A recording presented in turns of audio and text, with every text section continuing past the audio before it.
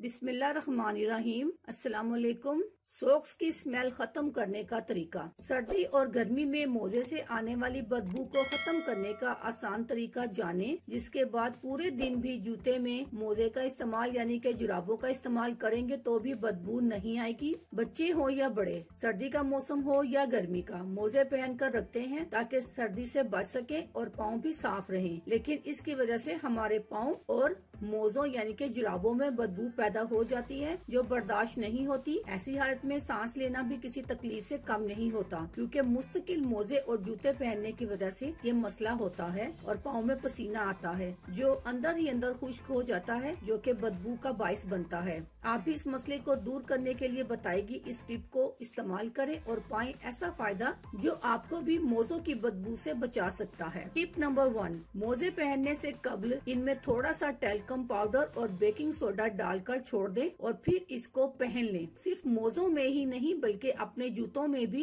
इन दोनों अज्जा को डालकर छोड़ दें और पहन लें, क्योंकि ये दोनों अज्जा में कीमियाई खवास पाए जाते हैं जो कि अल्काइन, मैग्नीशियम, सिलिकॉन और मॉइस्चराइजिंग असरात रखते हैं। यही वजह है कि मोजों और जूतों से आने वाली बदबू को कंट्रोल करने और पाँव की जिल्द को पसीने से खराब होने से बचाते हैं। टिप नंबर 2, मोजे पहनने से पहले लीमू का छिलका पाँव में रगड़ लें। इससे पसीना भी नहीं आएगा और आपके मोजों में बदबू भी नहीं आएगी। जब आप मोजे उतार लें तो राई के पानी में पाँव को डबोलें ताकि आपकी जिल्द भी नरम मुलायम रहे और बदबू भी ना आए। अल्लाह हाफिज, शुक्रिया।